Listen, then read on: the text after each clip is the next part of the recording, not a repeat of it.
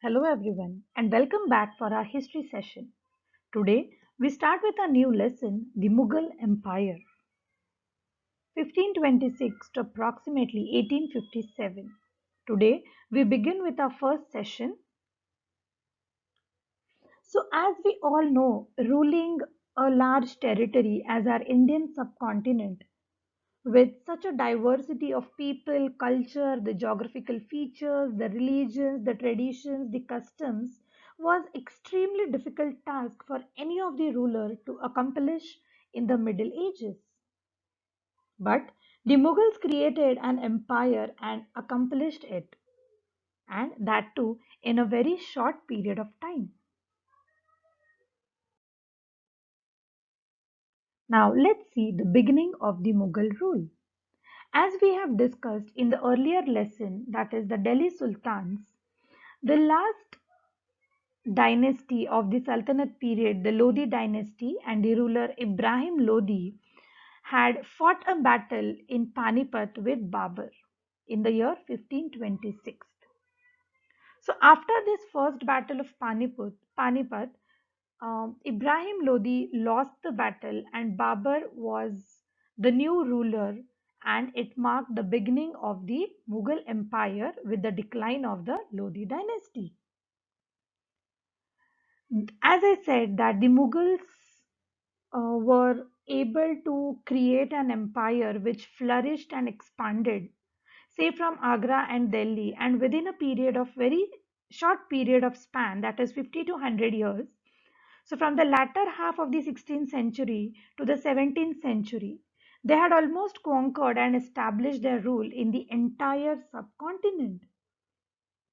They had brought about new structures of administration, new ideas of governance, which made them make a better place for their next generations. They had also introduced different policies, and these policies were also used by many different rulers. Now, let's see the next part. So, as mentioned earlier, Mughal dynasty was among the richest and the longest ruling dynasty of India. It started from Delhi and Agra and almost controlled all of the subcontinent.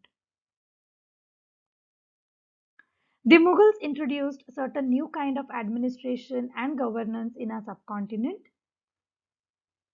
Yes, the Red Fort. From here, the Prime Minister addresses the nation on the Independence Day. So, this Red Fort was the residence of the Mughal emperors. So, the last ruler residing in this particular place was Bahadur Shah Zafar, and later it was captured by the Britishers. So, you need to remember that when the Mughal Empire was established in our subcontinent, it brought about new ideas of administration and governance, and the place of the residence of the Mughal emperors was the Red Fort in Delhi. Now let's discuss about the origin of the Mughal Empire. From where do these Mughals come? Who are the ancestors of the Mughals? So let's check in detail. First thing, Mughals. When we talk about Mughals, we first think about who was the founder member of this Mughal Empire. So, in 1526, by defeating Ibrahim Lodi, Babur became the first emperor of the Mughal dynasty in the Indian subcontinent. Now, the Mughals were the descendants of the two great genealogy of rulers, that is, they were the successors of Genghis Khan from their maternal side. That means from their mother's side, they were the successors of Genghis Khan. Now, who is this Genghis Khan? Genghis Khan was a Mongol ruler. He was from the Mongol tribe, and he ruled over the parts of China and Central Asia. Now, here, if you can see the map on the screen, you can see the highlighted area with the greenish shade. That parts were controlled or ruled by Genghis Khan. And They were the successors of Timur, ruler of Iran, Iraq, and modern day Turkey from their father's side. The Mughals hated to be called by the name Mongol, but they were proud of their Timurid ancestry. And why was that? Let's check. Yeah. So this was because Genghis Khan's memories were associated with killing of many people. And so the Mughal emperors were not ready to accept that they were from the Mongol descendant. They did not have that pride in saying that we are the successors or we are the descendants of the Mongol tribe. This was one of the reasons. And the Mughals also hated the Mongols because of their Mongol competitor, that is the Uzbeks.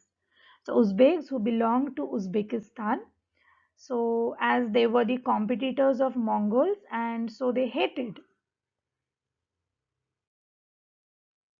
But on the other hand, they were extremely proud of their Timurid forefathers.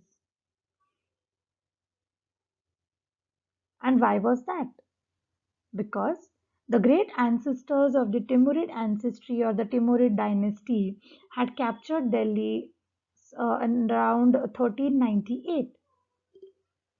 And compared to Genghis Khan, Timurid rulers were quite soft, quite thoughtful, whereas Genghis Khan was very cruel and rude, what is believed. And so, because of these reasons, the Mughals wanted to be called after the Timurs, but not by the Mongols. They even celebrated their Timurid ancestry pictorially, in which each ruler got a picture made of Timur and himself. So, if you refer your textbook, page 46, you can see a picture where you can have a picture of Timur sitting at the center and other rulers sitting according to their rule. Now, here I'll show you an image of the same. So this is the pictorial form of the portrait. It's a GIF image. So you can see the different rulers sitting next to Timur. I hope this gives you a clear idea that how proud they were of their Timurid ancestry and how they respected. Yes.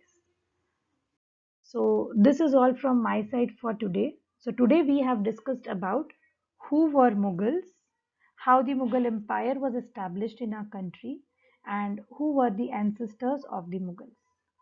So till we meet for the next time, take care, bye, stay safe.